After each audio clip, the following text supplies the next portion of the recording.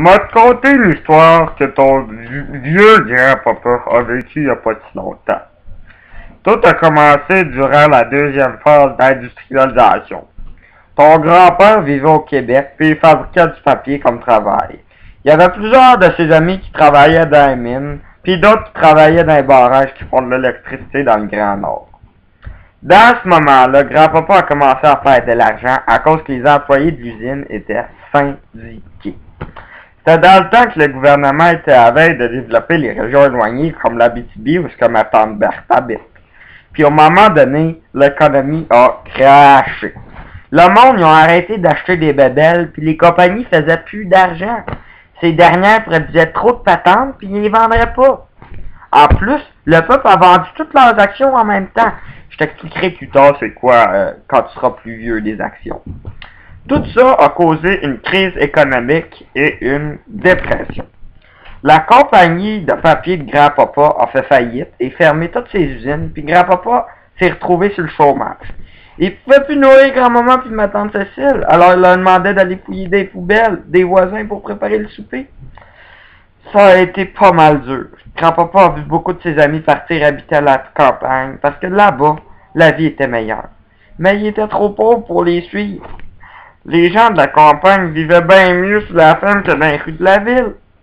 Puis enfin, la Deuxième Guerre mondiale est arrivée. On dit que la guerre c'est une mauvaise chose, mais il n'y a rien de mieux qu'une bonne petite guerre pour redresser l'économie d'un pays. On fait beaucoup de cash en se tirant dessus. Grand-maman puis grand-papa se sont trouvés du travail. Grand-grand fabriquait des bombes, puis grand-papa est allé fabriquer des avions. La guerre nous a sauvés. Quand on a eu de l'argent, on a acheté des bons de la victoire, puis on a fait de l'argent avec ça aussi. Bon, une fois que tous les Allemands ont perdu la guerre, on a connu une période de prospérité économique. Tout allait bien dans le pays, et le monde se sont mis à faire ben des bébés. Le baby boom. C'est dans ce temps-là que maman est née. Il y avait beaucoup plus d'emplois, les salaires étaient plus élevés, bref, c'était le bonheur total. L'agriculture se modernisait et se mécanisait, puis les États-Unis étaient pas mal bons pour nous acheter des affaires. Grand-papa va toujours se rappeler de cette époque. Un peu plus tard, le Québec a décidé qu'il était temps qu'il soit écœuré de la Révolution, puis qu'il fallait que le monde commence à le connaître. On a appelé cette période la Révolution tranquille. Je te dis, c'est le party partout dans la province majoritairement française du Canada. On construisait des grands barrages, comme par exemple Manic 5, qu'on est allé visiter l'année passée. On accueillait les Jeux olympiques en 76. C'est là qu'on a eu la première exposition universelle à Montréal, l'Expo 67. Bref, la période des grands travaux. Le gouvernement s'est mis en mode interventionnisme.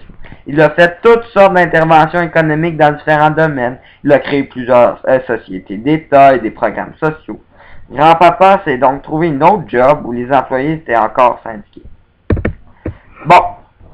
Par la suite, de 1981 à 1982, il y a eu une grosse récession.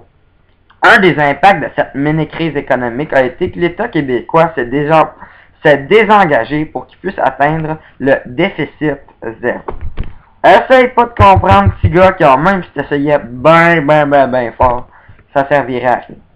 En 1989, le Canada a signé un traité de libre-échange avec les Américains. Puis encore plus tard, en 1994, le gouvernement a signé un traité avec les États-Unis et le Mexique. Le Mexique, c'est le pays où on s'en va en vacances toute la famille ensemble pendant la semaine de relâche. Enfin, ce traité s'est appelé l'ALENA. En plus, dans ces années-là, le Canada s'est mondialisé comme tu as pu le voir avec l'ALENA. C'est pourquoi ton père, qui travaille chez Bell en télécommunications, qui est un domaine en essor grâce à la mondialisation. Tu sais, les syndicats que ton père a sont beaucoup moins gourmands qu'ils étaient à mon époque. Qui sait, il pourrait être délocalisé. Alors voilà l'histoire. J'espère que tu l'as aimé.